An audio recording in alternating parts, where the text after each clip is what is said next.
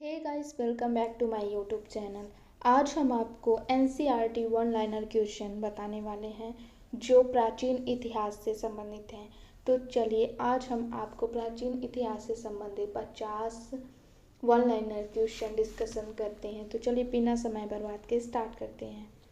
पहला सवाल है, ऋग्वेद युग किस युग में लिखा गया था? इसका जवाब है लौह युग में। अगला सवाल है, सांख्य दर्शन शास्त्र की स्थापना किसने की थी? इसका जवाब है कपिल देव ने।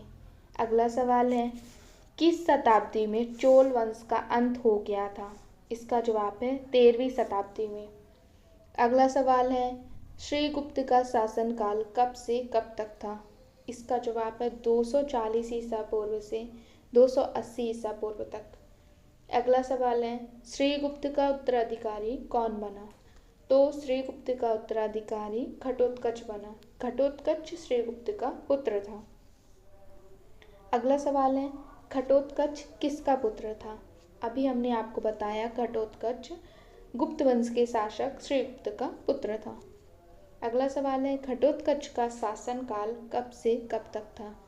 तो घटोत्कच का शासनकाल 280 ईसा से 320 ईसा पूर्व तक था। अगला सवाल है, घटोत्कच का उत्तराधिकारी कौन बना? तो घटोत्कच का उत्तराधिकारी उसका पुत्र चंद्रगुप्त प्रथम बना था। अगला सवाल है, चंद्रगुप्त प्रथम ने किससे शादी किया था? तो चंद्रगुप्त प्रथम ने कुंवार देवी से शादी की थी जो धनानंद की पुत्री थी, कुंवार देवी। अगला सवाल है, कुंवार देवी कहाँ की राजकुमारी थी? तो कुंवार देवी लिच्छवी की राजकुमारी थी जो अभी बिहार में है। अगला है, चंद्रगुप्त प्रथम किसका उपाधि धारण किया था?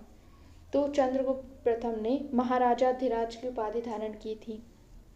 अगला है, गुप्त संवत की शुरुआत किसने की थी? तो गुप्त संवत की शुरुआत की थी चंद्रगुप्त प्रथम ने। अगला सवाल है, चंद्रगुप्त प्रथम का उत्तराधिकारी कौन था?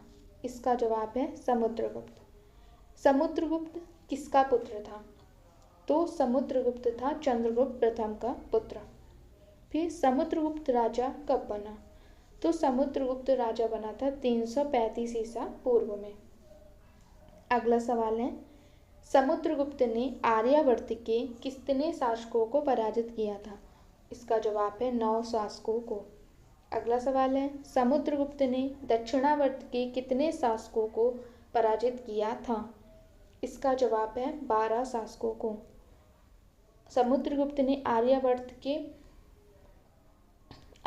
के 9 शासकों को और दक्षिणावर्त के 12 शासकों को पराजित किया था।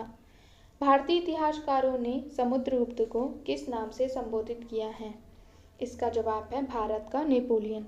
भारत का नेपोलियन समुद्रगुप्त को कहा जाता है। अगला सवाल है, समुद्रगुप्त के दरबारी कवि का क्या नाम था?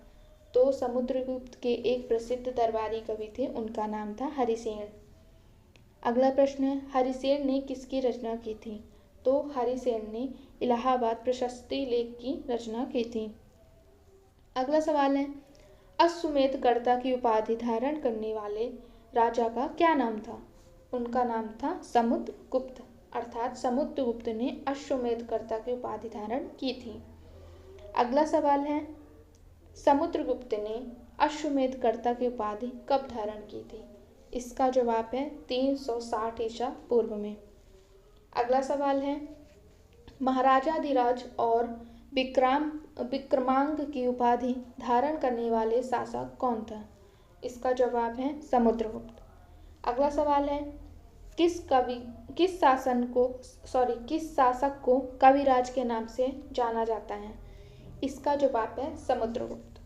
समुद्रगुप्त के बारे में बता दें, समुद्रगुप्त के शासनकाल के दौरान एक सिक्के में समुद्रगुप्त को वीणा बजाते हुए चित्रित किया गया था। इससे यह अनुमान लगाया जाता है कि समुद्रगुप्त संगीत प्रेमी था। इसी वजह से इसे कविराज के नाम से भी जाना जाता है। अगला सवाल है, समुद्रगुप्त किस भगवान का भक्त था? तो समुद्रगुप्त वैष्णव धर्म को मानने वाला था, अर्थात वह भगवान विष्णु का भक्त था। समुद्रगुप्त किस धर्म का उपासक था? जैसे मैंने बताया, समुद्रगुप्त वैष्णव धर्म को मानता था, जो एक हिंदू धर्म से रिलेटेड है। अगला है, समुद्रगुप्त के मृत्यु के बाद मगध के सिंहासन पर कौन बैठा? तो समुद्रगुप्त की मृत्यु के बाद उस मगध के सिंहासन में उसके बड़े बेटे रामगुप्त ने सिंहासन संभाला।